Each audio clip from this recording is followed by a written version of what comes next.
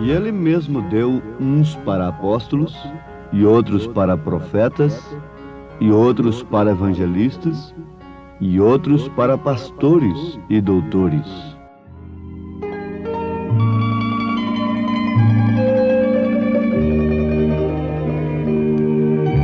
É muito bonito, muito empolgante e animador ouvirmos o hino que nos fala dessa doce terra que temos pela frente.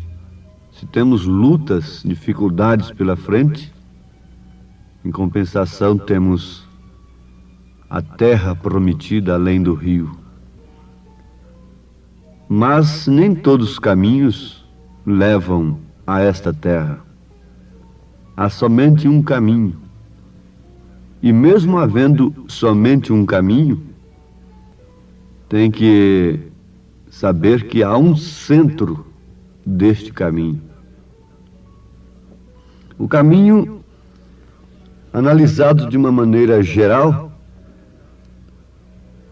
é o Evangelho, que de fato é o Evangelho de Nosso Senhor Jesus Cristo. É Ele próprio, Jesus, a palavra.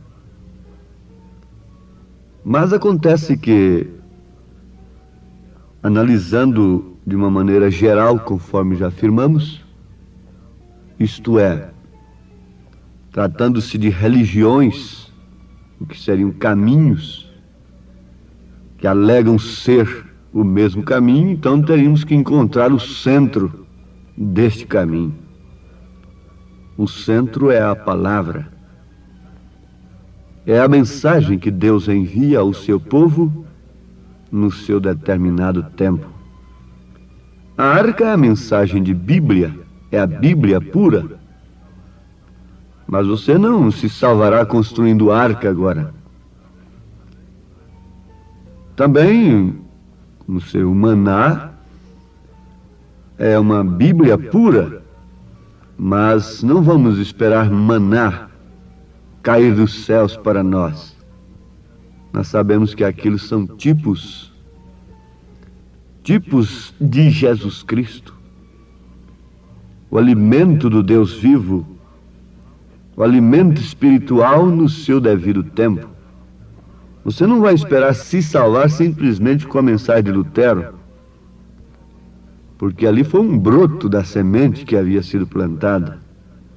Nem tampouco somente com a mensagem de Wesley, e ainda nem tampouco somente com os dons espirituais, e ainda nem tampouco somente com o novo nascimento, mas sim com o batismo do Espírito Santo neste novo nascimento. Justificação pela fé, santificação, novo nascimento, com o batismo do Espírito Santo.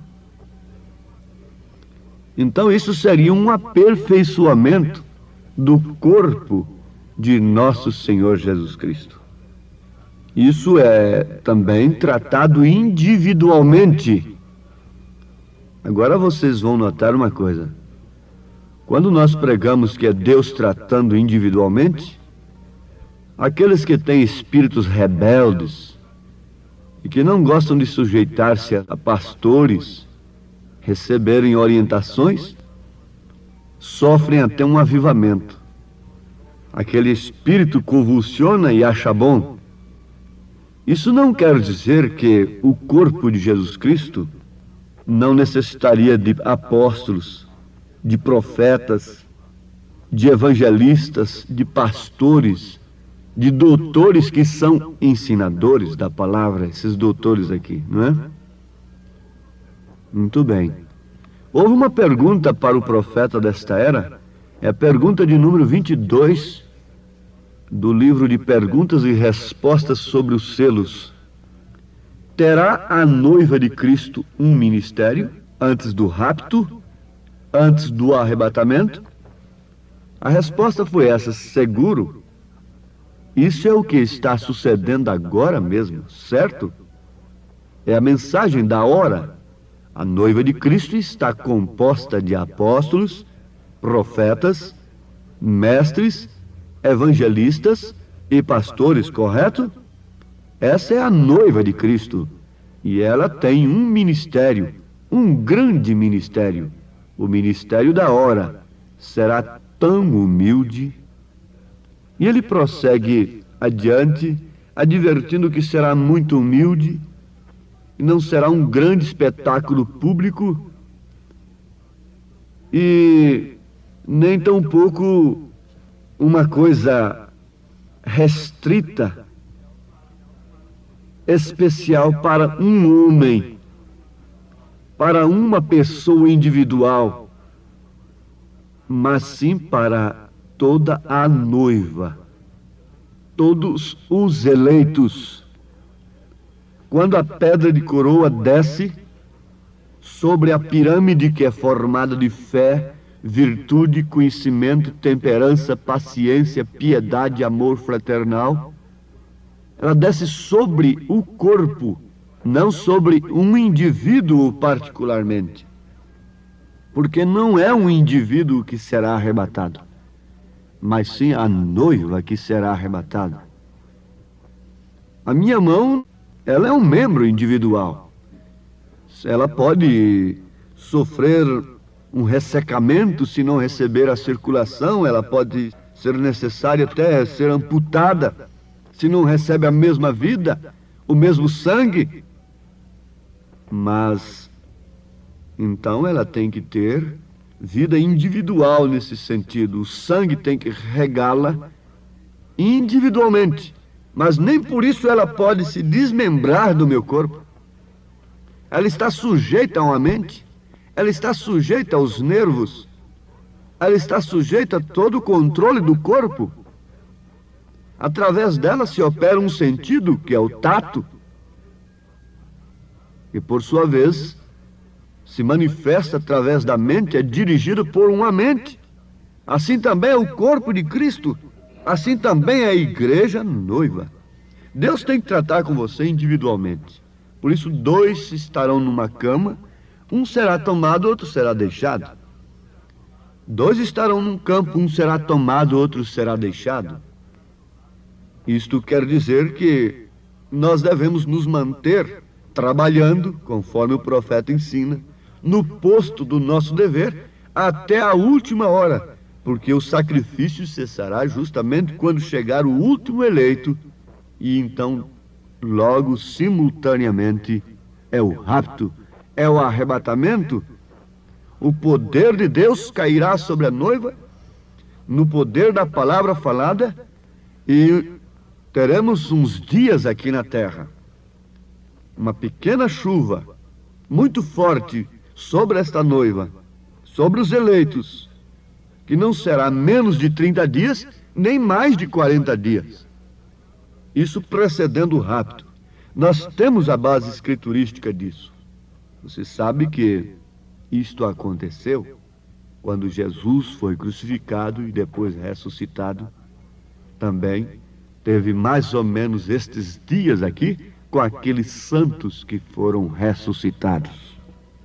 Bom, meus amados, vamos por isso dispensarmos os apóstolos? É certo que devemos provar os apóstolos. Na mensagem a Éfeso, o profeta faz menção de que aquela igreja teve um elogio de Deus, porque provou aos falsos apóstolos e os encontrou mentirosos. Mentirosos. E por isso não os suportaram. Os irmãos de Éfeso não os suportaram por revelação divina aos falsos apóstolos, aos falsos mensageiros, aos falsos enviados.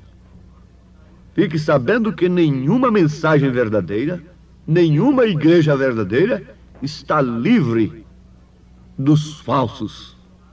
Os falsos só podem estar onde está o verdadeiro. Não pode existir uma nota falsa sem que exista uma verdadeira. Vocês têm que guardar isso. E os falsos profetas principais surgirão dentre aqueles que têm crido na mensagem do profeta desta era. Porque os outros já trazem suas marcas nas testas. Só se enganam com eles quem quer se enganar. Eles vivem por dinheiro, por coisas terrenas. Eles estão construindo aqui como se Jesus nunca mais viesse. Eles trazem a marca na testa e só não enxerga essa marca quem não quer. Agora estes outros são lobos vestidos de ovelhas. Vêm com a mensagem. Se possível, enganaria até os escolhidos, mas não é possível. Mas vamos adiante. A função dos apóstolos, dos profetas, dos evangelistas, dos pastores e dos doutores é uma posição distinta na Bíblia e na igreja. Isto é necessário. A igreja, não sei, às vezes eu estou falando a um grupo de 5 pessoas ali, distante, morando no interior, ou de 3 pessoas, e diz como é. Nós então temos que ter apóstolos, profetas, evangelistas e pastores e doutores dentro desse grupo de 3 pessoas, 5 pessoas. A igreja de Jesus é uma só, a noiva de Jesus Cristo. Por isso nós dependemos uns dos outros. Há um espírito denominacional que quer nos separar e tirar de nós certas lideranças que são escriturísticas, que são bíblicas. Mas esse espírito é denominacional. Com muito cuidado com o espírito denominacional, ele se manifesta declaradamente como um espírito denominacional, o que de fato ele é. Ele não quer sujeitar-se a certas lideranças escriturísticas, confundindo com denominação. Mas o que acontece? Esse espírito quer liderar. Ele formará um grupo à parte. Ele estará sempre se dividindo, sempre formando um grupo à parte. Esse é um espírito denominacional. Porque a igreja de Cristo é uma só, a noiva é uma só, e Deus nos deu apóstolos. Nesta igreja tem apóstolos. Se não tem aí nesse grupo de 5 pessoas, mas você tem um apóstolo. Você tem um enviado. Você tem alguém que chegou na sua casa como um enviado de Deus, quer seja através do rádio, através da literatura. Alguém chegou um dia para você, como Pedro chegou na casa de Cornélio. Um dia chegou um evangelista numa cidade, se pôs de pé numa praça e começou a pregar. Essa é a igreja de Cristo. Às vezes a sua igreja não tem um evangelista, mas a do outro já tem, e é sua. É sua. Nós temos grandes evangelistas na terra, homens poderosos sendo usados como evangelistas. Temos doutores, ensinadores, temos pastores. Agora, Paulo disse que isso é para o aperfeiçoamento do corpo, querendo o aperfeiçoamento dos santos para a obra do ministério, para a edificação do corpo de Cristo. Quem poderia ousar dizer que o quintuplo de Efésios já não funciona mais? O profeta diz que ele tem que existir até o fim, para o aperfeiçoamento do corpo eleito de Cristo. Ele diz assim, e o profeta Paulo diz, querendo o aperfeiçoamento dos santos para a obra do ministério, para a edificação do corpo de Cristo, até que cheguemos à unidade da fé e ao conhecimento do Filho de Deus, a varão perfeito, à medida da estatura completa de Cristo. Então Paulo já está falando daquela hora em que a pedra de coroa descerá. Aleluias! Então, quando aquela nave mãe acoplou naquela nave filha, se posso falar assim, lá na lua, o que era? Para retornar para a terra. Acoplou. Você sabe que tem uma nave mãe ali, no entanto ela vem e acopla e traz a outra onde estão os astronautas de volta para o lar. Então essa nave mãe, que é Cristo, a pedra de coroa, vem e acopla onde estão esses astronautas, filhos de Deus, que não tem que fazer outra coisa senão entrarem na nave e deixarem o poder de Deus os transportar. Oh, no entardecer haverá luz. Vê você? Então é quando vem Cristo, o Espírito Santo. Jesus vem e toma seu lugar na cabeça da igreja.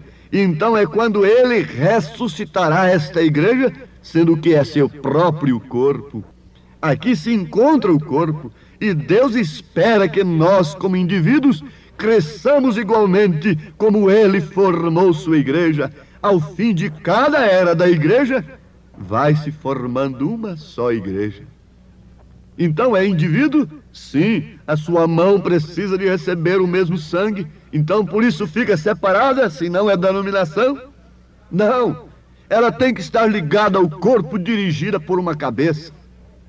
Para isso Deus deu apóstolos, profetas, evangelistas, pastores e doutores.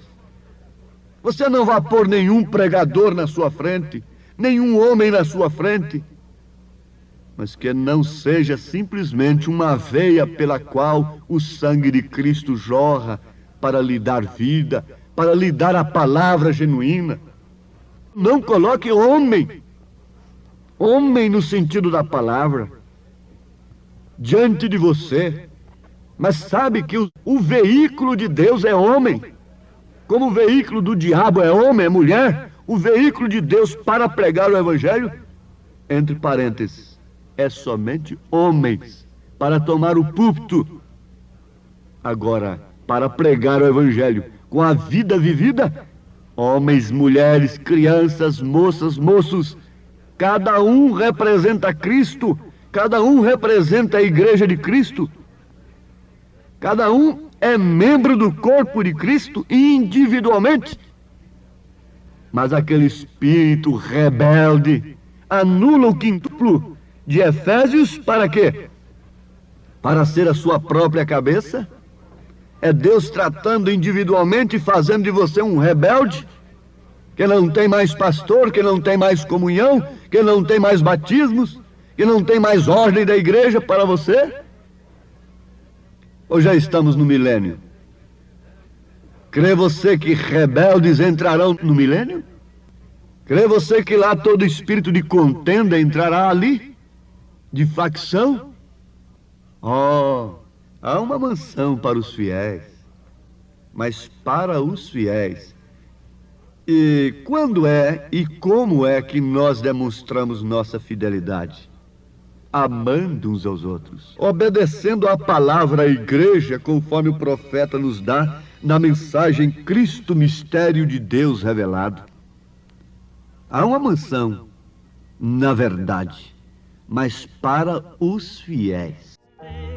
Graça e poder do além, dizes fazer. Deus amado, te suplicamos com fé, no nome do teu Filho Jesus Cristo, que esta mensagem continue sendo selada pelo Espírito Santo em todos os corações eleitos do Senhor, para a honra e glória do teu santo nome, para o aperfeiçoamento do corpo do Senhor.